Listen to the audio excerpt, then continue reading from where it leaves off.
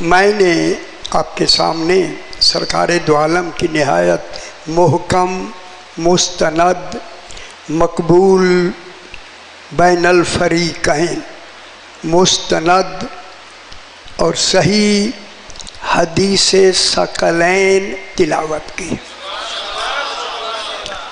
ثقلین، اس حدیث کا نام ہے حدیث ثقلین۔ کوئی دو ایسے ہیں جو برابر کے ہیں۔ خوش ہو۔ خدا جانے خالق نے کیسے ان کو برابر بنایا۔ برابر، دو ثقلین مانے دو برابر کی وزنی چیزیں۔ وزن بھی ہے مگر وزن برابر کا ہے۔ دو برابر کی چیزیں رسول فرما رہے ہیں، لوگو انی میں،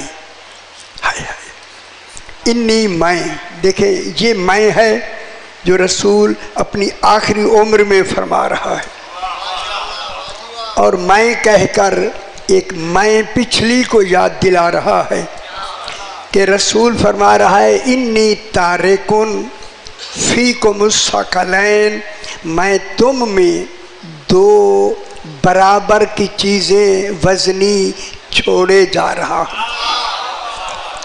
رسول چھوڑے جا رہا ہے۔ تارکن اس بات کی دلیل ہے کہ کسی نے سب سے پہلے یہی کہا تھا انی جاعل فی الارض خلیفہ۔ غور نے فرمایا اللہ نے جاعل کہا تھا، رسول تارکن کہہ رہا ہے۔ اللہ بنانے والا ہے، رسول چھوڑنے والا ہے۔ اب میں جملہ کہہ دوں، یہ ایک اصول قائم کر دیا اللہ نے کہ اللہ بناتا ہے، رسول چھوڑتا ہے۔ رسول بنائے گا نہیں، اللہ چھوڑے گا نہیں۔ رسول بنائے گا، رسول چھوڑے گا، بنائے گا نہیں۔ اللہ بنائے گا، چھوڑے گا نہیں۔ پھر آج میں کہہ سکتا ہوں کہ اللہ تارکن نہیں کہہ سکتا، رسول جاعلن نہیں کہہ سکتا۔ جب رسول اپنا جانشین نہیں بنا سکتا تو امتی کو کیا حق ہے؟ تو بات سمجھ آ گئی؟ امتی کا حق ختم ہو گیا، کیونکہ تارکن اور اس کے مقابلے میں کیا آیا؟ جاعلن۔ تارکن فیکم الثقلین ترا ترجمہ ہو جائے۔ رسول فرما رہے ہیں کہ میں لوگوں تم میں ہے خدا جانے جو وہ میں ہے جو اس کی میں کو تصدیق سے کہہ رہی ہے۔ اس نے میں کہہ کے بنایا تھا، میں کہہ کے میں چھوڑ رہا ہوں، میں چھوڑے جا رہا ہوں۔ کن کو؟ ثقلین، دو برابر کی وزنی چیزیں۔ وزن میں دونوں برابر ہیں۔ ہم نے خیال کرا ہے جب وزن میں دونوں برابر ہیں تو اب یہیں سے پتہ لگے گا کہ لفظوں میں بھی وزن میں برابر ہیں یا نہیں۔ جب دو برابر کی چیزیں ہیں، کیا ہیں؟ فرمایا کتاب اللہ و اطرتی اہل بیتی، ایک اللہ کی کتاب ہے اور ایک میری اطرت اہل بیت ہے۔ جس طرح کتاب کی نسبت اللہ کی طرف ہے، اطرتی کی نسبت رسول کی طرف ہے۔ معلوم ہوتا ہے ذاتیں دو ہیں مگر کمال میں، وزن میں مساوی ہیں۔ کتاب اللہ کی طرف منسوب اور اطرت رسول کی طرف منسوب، رسول کی طرف منسوب۔ ٹھیک ہو گیا؟ اطرت ہوگی ہی وہی جس کا تعلق رسول سے ہوگا۔ میں ایک بہت بڑی بات کرنے لگا ہوں، اللہ کرے میں سمجھا سکوں۔ دیکھیں اطرت ان دونوں نے چلنا ہے قیامت تک، ایک دو دن تک کے لیے نہیں۔ کیا کہا؟ اطرتی اہل بیتی، وہ اطرت میرے اہل بیت ہیں۔ اہل بیتی اطرت سے عطف بیان ہے کہ اطرت کیا ہے؟ اہل بیت۔ اہل بیت کیا ہے؟ اطرت۔ دو چیزیں برابر کی چھوڑے جا رہا ہوں، ایک اللہ کی کتاب ایک میری اطرت رسول میری اطرت ہوں تو گل کر لوا میں جلدی نہ جہاں رسول نے کہا میری اطرت اطرت میں ازواج نہیں آ سکتی جب نہیں آ سکتے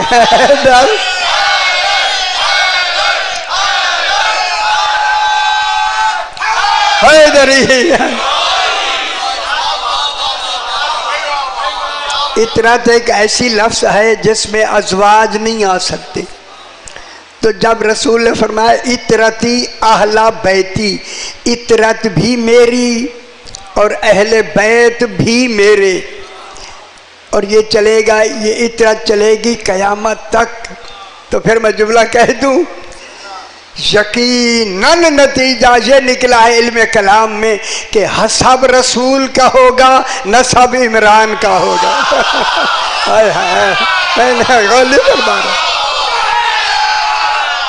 حیدری خوش نہیں ہوئے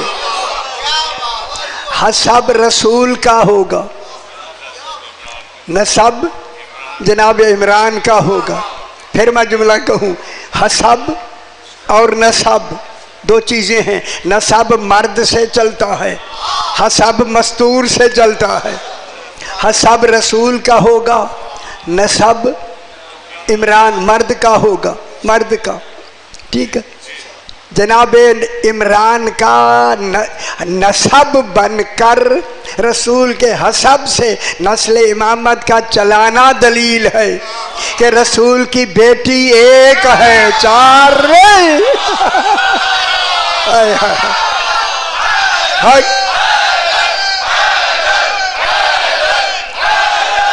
گل سمجھ آئیے کتنی بیٹیاں ہوں گی حیدری نسب ایک سے چلتا ہے 11.5 سے نہیں ٹھیک ہو گیا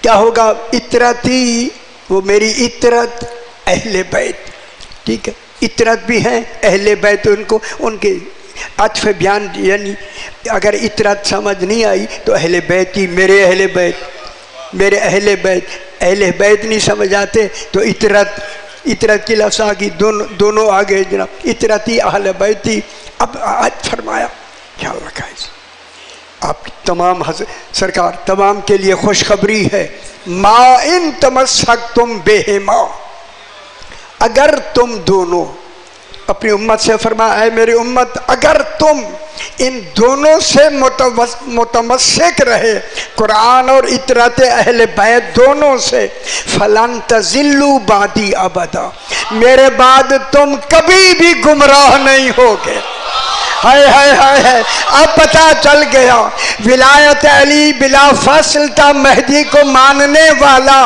گناہگار تو ہو سکتا ہے مگر گمراہ نہیں ہو سکتا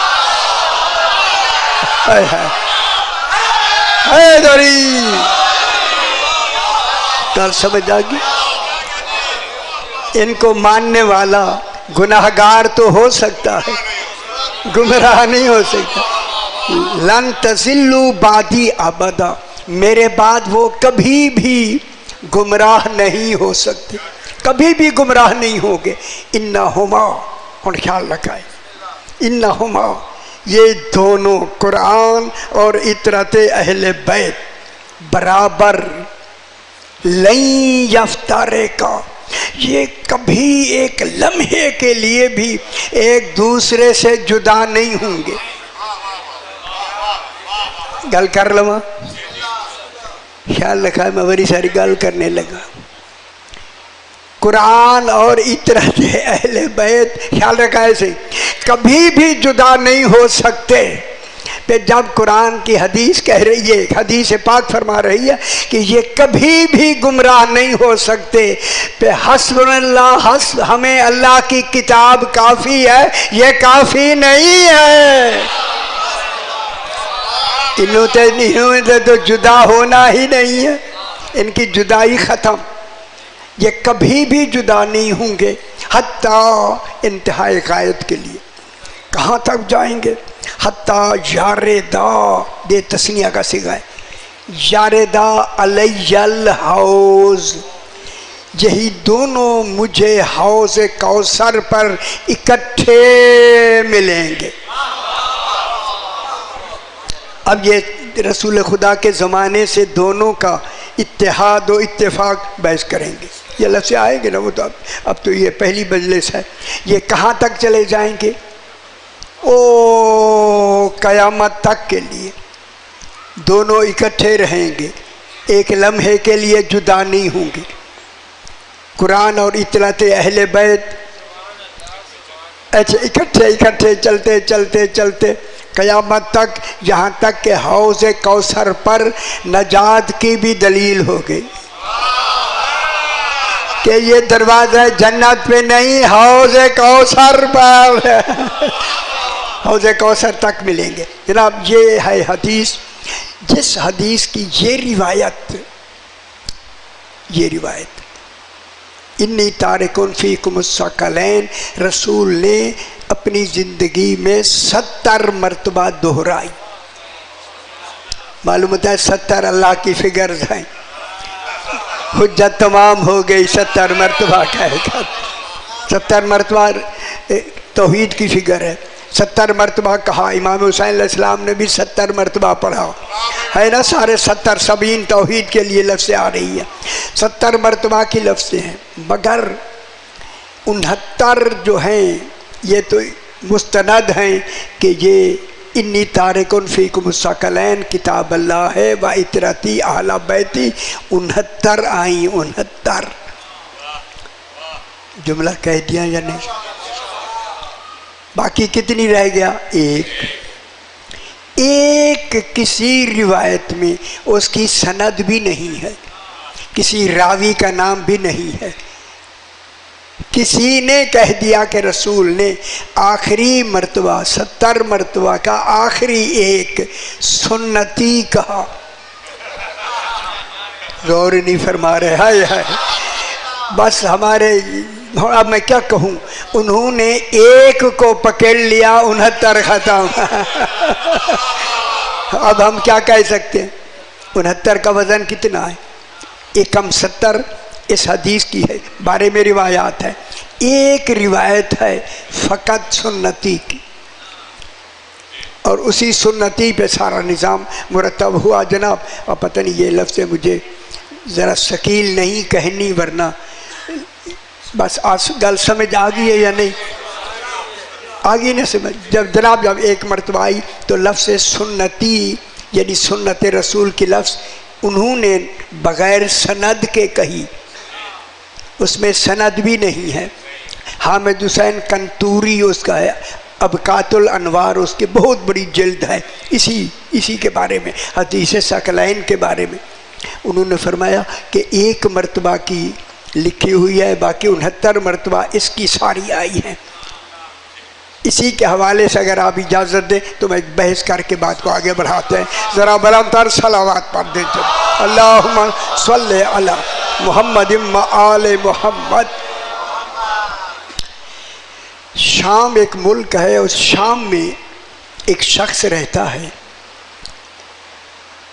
وہ اپنے بڑے بھائی کے، جو اس کا بڑا عالم تھا، اس کو ملنے کے لیے گیا۔ ہمارے بھائیوں کا ایک عالم تھا، کسی بڑے کو ملنے کے لیے گیا، اسے کہا کہ میں مدینے جانا چاہتا ہوں۔ اس نے کہا مدینے نہیں جانا، روک دیا اس بڑے عالم نے اسے نے کہا مدینے نہیں جانا۔ اس نے کہا کیوں؟ مدینے کیا وجہ؟ میں جا رہا ہوں مدینے۔ اس نے کہا جو بھی مدینے میں مدینے والے کو ملا اسی کا ہو کے رہ جاتا ہے۔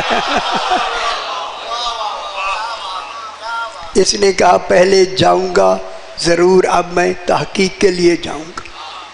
اب یہاں علماء نے اس کے بارے میں ایک واقعہ لکھا ہے، یہ وہ شام سے چل کر مدینے بات سمجھ آ رہی ہے میرے بھائی؟ ایسی صلوات پڑھیں جیسے لائق صلوات ہوں، اللہم صلی علی محمد و آل محمد۔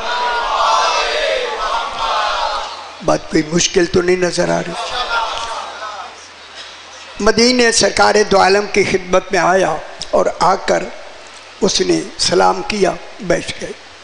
جو ہی بیٹھ گئے سرکار دو عالم کے پاس، سرکار کے صحابہ سارے بیٹھے ہوئے ہیں. اس نے کہا، آنے والے عالم نے کہا، سرکار میں آپ سے کچھ بات چیت یعنی مناظرہ کرنے آیا ہوں. سرکار نے فرمایا میرے اس حمران ابن آیون سے کر لے. اس نے کہا مولا میں آپ سے تیاری کر کے آیا ہوں، آپ ان کی طرح مجھے بھیج دیتے ہیں. سرکار نے فرمایا اگر تو نے میرے حمران کو شکست دے دی گویا مجھے دے دی.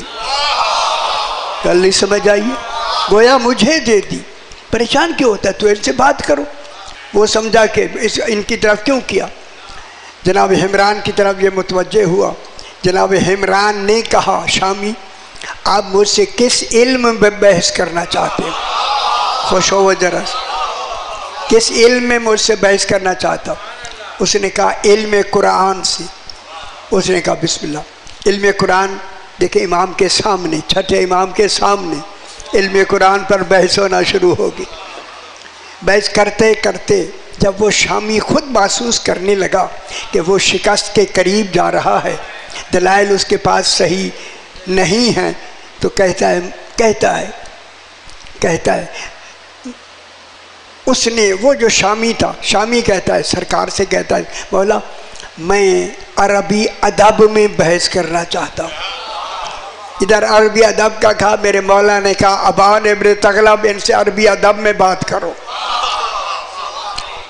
اور بیٹھا ہوا تھا، وہ آگے بڑھا اور آ کے بیٹھ گیا. عربی ادب میں بات ہونا شروع ہو گئی، گفتگو ہونا شروع ہو گئی. جب وہ گفتگو میں پھر زیر ہونے لگا تو وہ کہتا ہے کہ میں فقہ میں بات کرنا چاہتا ہوں.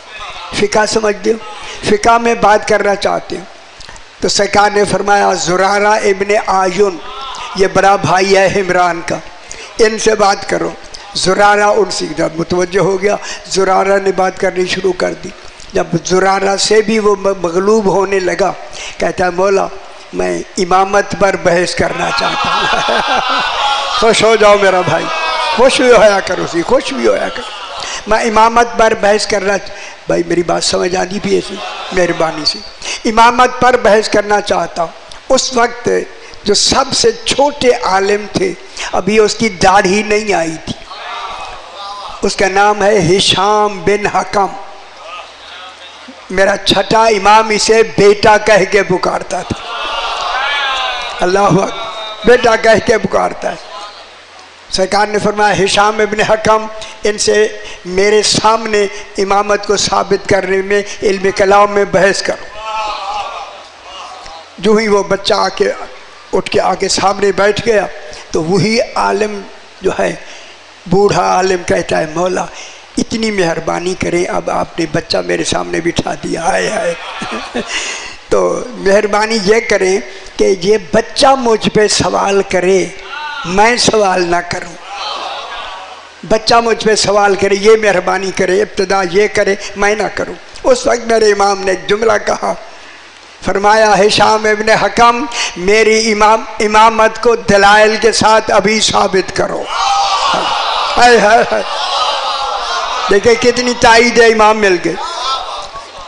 اس 13 سال کے بچے نے شامی سے کہا شامی اللہ مخلوق کی عقلوں سے زیادہ واقف ہے یا خود انسان اپنی عقلوں سے زیادہ واقف ہے؟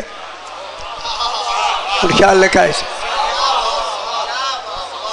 آگا جی، اللہ انسان کی عقلوں سے زیادہ واقف ہے یا خود انسان اپنی عقلوں سے زیادہ واقف ہے؟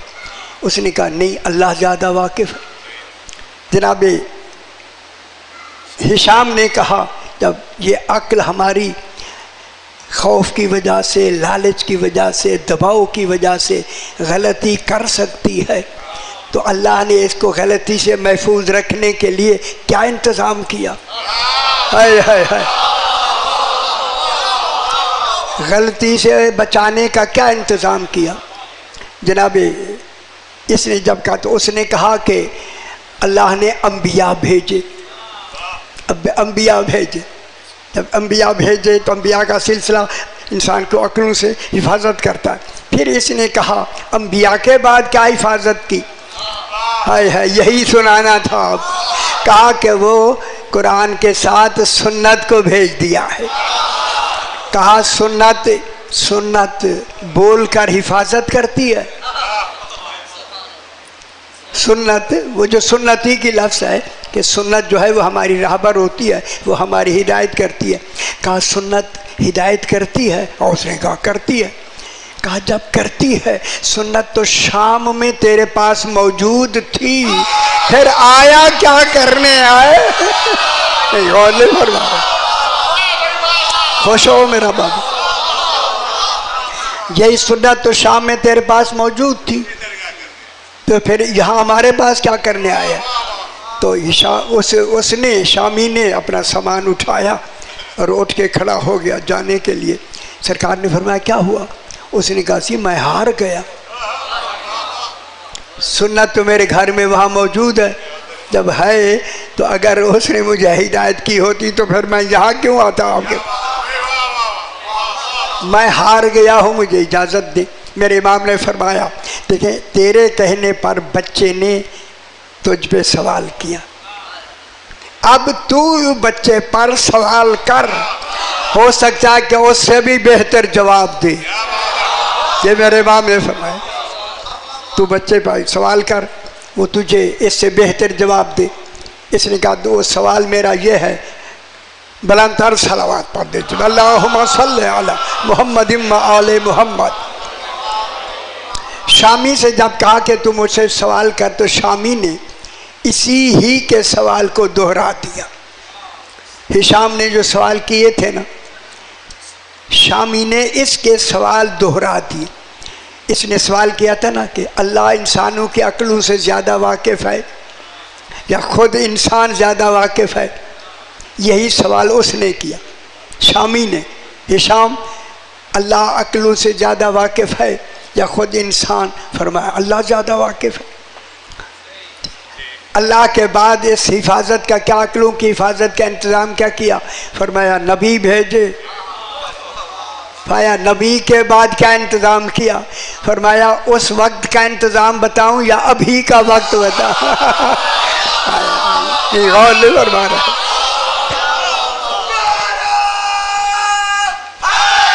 حیدریہ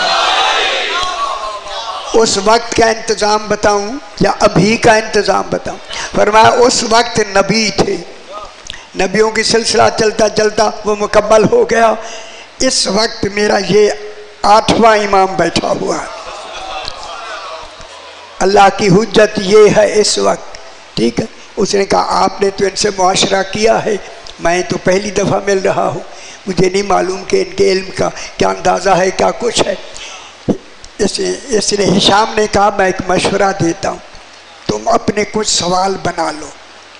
سمجھتے پیو, اپنے کچھ سوال بنا لو اور انہی کے جواب بھی بنا لو, اور جواب بھی صحیح بنا لو. سوال بنا لو اور صحیح جواب بنا لو, اور تصور یہ کرو اگر یہی سوال میں رسول کے پاس کرتا ہوں, رسول بھی ان کا یہی جواب دیتا. وہی سوال میرے 8ویں امام سے کر لے, اگر رسول والا جواب دے دے تو مان لینا کہ یہ رسول کا جانشین ہے. گل سمجھ آئیے تھوڑی سی؟ یہ کہہ کے وہ 1 منٹ کے لیے خاموش ہو گیا. اس نے کہا ٹھیک ہے. اس نے سوالات بنائے امام سے پوچھنے کے لیے. سوالات یہ بنائے کہ میں شام سے لے کے مدینے تک آیا ہوں, درمیان میں جو کچھ میرے ساتھ ہوا ہے, امام تو ساتھ نہیں تھے, میری ہر بات بتا سکتے ہیں تو بتا دیں, میں حجت اللہ مان لوں گا. میں جب یہ کہا تو اب میرے امام نے فرمایا کئی دن تو لوگوں کو یہی کہتا رہا کہ میں حجت تمام کرنے کے لیے مدینے جا رہا ہوں, لیکن جب تو اس دن گھر سے نکلنے لگا, اپنے کمرے کے فلاں کونے میں بیٹھ کر تم نے یہ کہا کہ میں جا کر ان کو مسلمانوں کو دھوکہ دینے کے لیے جا رہا ہوں. یہاں دھوکے کی نیت تو نے کی ہے, وہاں سے چل کر تو فلاں منزل میں آیا, یہ کام تیرے ساتھ یہ ہوا. اس نے کہا صدقتا, یہ ہوا صدقتا، یہ ہوا صدقتا. اور خوش ہو میں جملہ کہوں. فرمایا فلاں منزل پر جب تو پہنچا تو ہم نے تیرے اوپر نیند کو غالب کر دی. ہائے ہائے ہائے،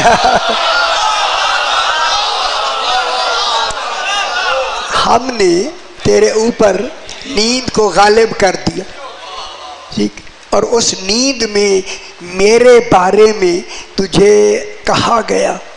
اس نے کہا بے شک کہا گیا. فرمایا میرا عہدہ بھی بتایا گیا اور میرا مقام بھی بتایا گیا. ہاں اس نے کہا بالکل بتایا گیا.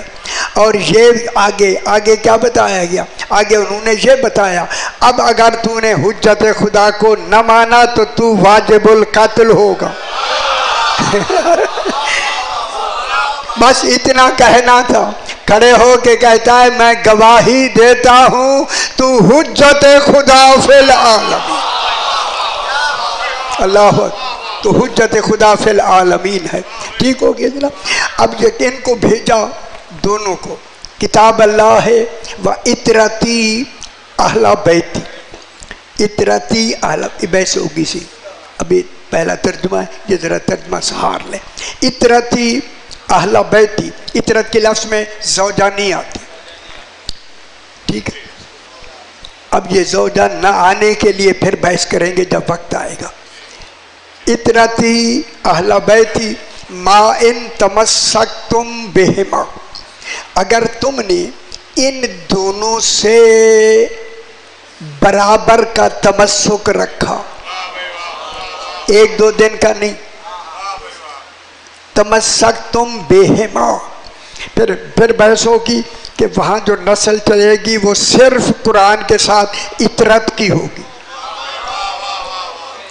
جب تک قرآن رہے گا اطرت کی ایک فرد کا اس وقت رہنا واجب ہوگا. اسی کو امام زمانہ کہتے ہیں. گل سمجھ آئیے. حیدری اس کا پہلا تصور میں یہاں کروں. یہ ہمارا 12واں اس وقت ہے یا نہیں؟ حجت خدا موجود ہے یا نہیں؟ دیکھیں اللہ نے اسے اس طرح کا تصور کسی کے لیے نہیں تھا کہ جناب عیسیٰ کے وقت آ کر نا اللہ نے نظام تخلیق بدل دی. جتنے نبی آئے ماں باپ سے آئے، ماں بھی ہے باپ بھی ہے. لیکن جب جناب عیسیٰ علیہ السلام آئے یہ ماں ہے باپ نہیں، ماں ہے باپ نہیں. کل ذرا مشکل ہے، ذرا تھوڑی کی میرے نال توجہ فرمائے. ماں بھی ہو باپ بھی ہو، جو بچہ آتا ہے وہ خلق کہلاتا ہے. خلق علم کلام میں خلق کہلاتا ہے. جو صرف باپ نہ ہو ماں سے آئے وہ امر سے آتا ہے. ہائے ہائے ہائے ہائے. اور خوش ہو میرا پتر. جو صرف ماں سے آئے وہ امر سے آتا ہے، امر سے، خلق سے نہیں. اور خیال کا یہی بات کو میں روک لیتا ہوں. جناب مریم کا ایک بیٹا تھا وہ امر سے آیا. جو بچہ امر سے آئے ماں کا بطول ہونا واجب ہو جاتا. خوش ہو میرا پتر، خوش ہو. ہائے ہائے او بے خبر ہو دنیا کو.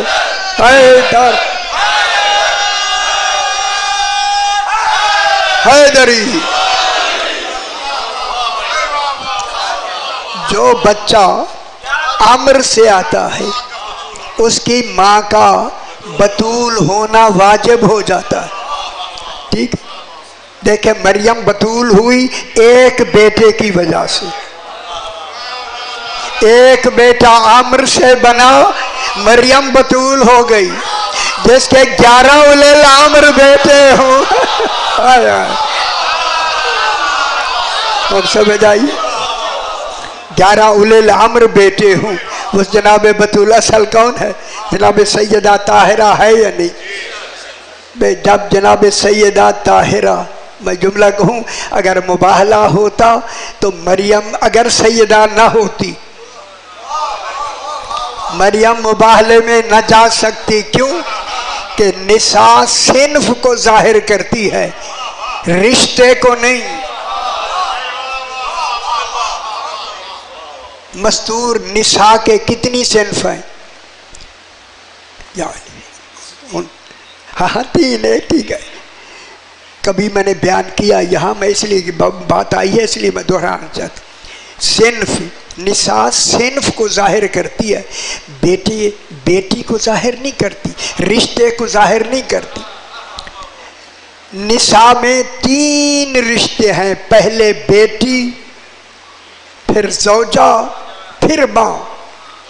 مریم نساء، مریم بطول ہے لیکن ادھوری بطول ہے، بیٹی بھی ہے، ماں بھی ہے، مگر زوجہ نہیں. یہ اور بھی فرما رہے. پھر مباہلے میں نساء نے جانا ہے، مریم نہیں جا سکتی. تو بی بی کون گئی مباہلے میں؟ کون گئی؟ جناب سیدہ پاک گئی. تو کیا بن کے گئی؟ نساء بن کے گئی. علی کیا بن کے؟ جناب حسنین بیٹے بن کے گئے. جناب علی نفس رسول، بی بی نساء بن کے گئی. جناب علی نفس رسول بن کے گئے. جناب سیدہ نساء بن کے گئی. نساء وہ ہوتی ہے کیونکہ وہاں لفظ کہہ دوں میں کیا کروں، قرآن کا ترجمہ میں کرتا ہوں. چونکہ مباہلے میں لعنت کرنی تھی جھوٹوں پر. میرا خیال بہت بڑی بات ہو گئی ہے. پھر مان لو پورے گھر میں رسول کے اور کوئی ایسی صدیقہ نہیں تھی.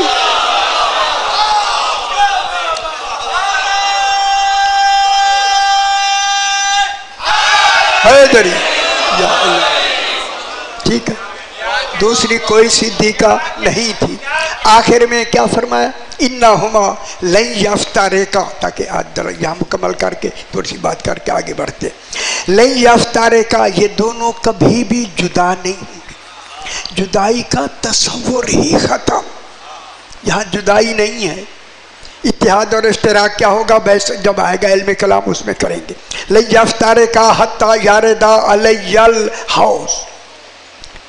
ایک شخص جناب امام جعفر صادق علیہ السلام کی، اللہم صلی علی محمد و آل محمد. ذرا پچھلے حضرات بھی بلند تر صلوات پڑھ دیجیے، اللہم صلی علی محمد و آل محمد. مدینے میں آیا اور آ کر وہ 10,000 دینار لے آیا. خیال رکھا اسے، 10,000 دینار لے کے آیا. اس نے آ کے میرے چھٹے امام سے کہا کہ دیکھیں کتنا اس کا عقیدہ ہے جو وہ کہتا ہے مولا میں نے 10,000 دینار دیے ہیں، جنت میں میرے لیے ایک مکان خرید کر کے مجھے دے دو. نہیں اور نہیں فرما رہے، 10,000 دینار دیے کہ جنت میں میرے لیے کوئی مکان خرید کر دیں تاکہ میں جب آؤں گا تو میں بچے سمیت وہاں رہنا چاہتا ہوں. اس نے 10,000 دے کے وہ مکے کا تھا، مکے چلے گا. کچھ دنوں کے بعد جب وہ آیا تو سرکار کی خدمت میں آیا، سلام کیا. مولا میں وہی آدمی ہوں جس نے 10,000 دینار دیے تھے، آپ نے میرے لیے مکان خریدنا تھا، مکان خرید لیا؟ فرمایا ہاں خرید لیا ہے. خدا جانے وہ کمائی کیسی ہوگی جس کا خریدار بن کے جناب امام خریدار ہو کے اس کے لیے وہ کر رہا ہے. میں نے تیرے لیے مکان خرید لیا اور میں نے دستاویزات بھی لے لیے ہیں، رجسٹری بھی ہو گئی ہے، رجسٹری بھی ہو گئی ہے. اب سرکار نے اسے دکھائی، یہ دیکھ یہ تیرا نام لکھا ہوا ہے. وہاں لکھا تھا کہ جناب جعفر بن محمد کے حوالے سے اہل جبل ایک شخص ہے، اس کے 10,000 کے عوض میں امام نے جنت میں ایک مکان خرید کر کے دے دیا ہے. میرے خیال خوش نہیں بھی ہوں دے گا، کتنی بڑی بچنی ہو رہی ہے. جو دنیا میں جنت کے مکان خرید کے دے دے وہ مالک جنت ہے یا نہیں؟ اس میں اس کا حدود اربع لکھا ہوا تھا، حدود اربع، کہ تیرے اس مکان کی ایک دیوار رسول اللہ کے مکان سے لگتی ہے۔ اللہ اکبر، جہاں خریدار مولا ہو تو پھر کیسا مکان لیا؟ اس کے ایک مکان کی دیوار رسول خدا کے مکان سے لگتی ہے، دوسرے طرف کی جو دیوار ہے وہ جناب علی علیہ السلام کے امیر المومنین کے مکان سے لگتی ہے، تیسری دیوار جناب حسن کے مکان سے لگتی ہے، چوتھی دیوار اس امام حسین علیہ السلام کے مکان سے لگتی ہے۔ جب اس نے یہ دیکھا، دیکھ کے بہت خوش ہو کے سرکار کا شکریہ ادا کیا، دستاویز لے کے نکل کے مدینے سے مکہ پہنچتے ہی بیمار ہو گیا، بیمار ہو گیا، اور اتنی بیمار ہوا کہ جلدی بیمار ہو گیا، جلدی، ٹھیک ہے نا؟ بیمار ہو کے نا اس نے جب دیکھا کہ بیماری طول پکڑ رہی ہے تو اس نے اپنے بیٹوں کو بلایا، قریب ہے کہ یہ بیماری میرے موت کا سبب بن جائے، یہ جو دستاویز ہے یہ میرے کفن میں رکھ دینا۔ کوئی اور شاید رکھے نہ رکھے، یہ دستاویز رکھ دینا۔ تو اس کا انتقال ہو گیا، انتقال کے بعد اسے غسل و کفن دے کے دفن کر دیا گیا۔ پہلے دن لوگ جاتے، حکم ہے کہ 3 دن تو کم سے کم مسلسل جاؤ نا مرنے والے کی قبر پر۔ جب تیسرے دن گئے تو قبر کے اوپر ایک رکا لکھا ہوا تھا، اس کے اپنے ہاتھ کا لکھا ہوا رکا قبر کے اوپر پڑا ہوا تھا۔ کہا کہ میرے گھر والوں، جناب جعفر صادق علیہ السلام نے اپنا وعدہ پورا کر دیا۔ بس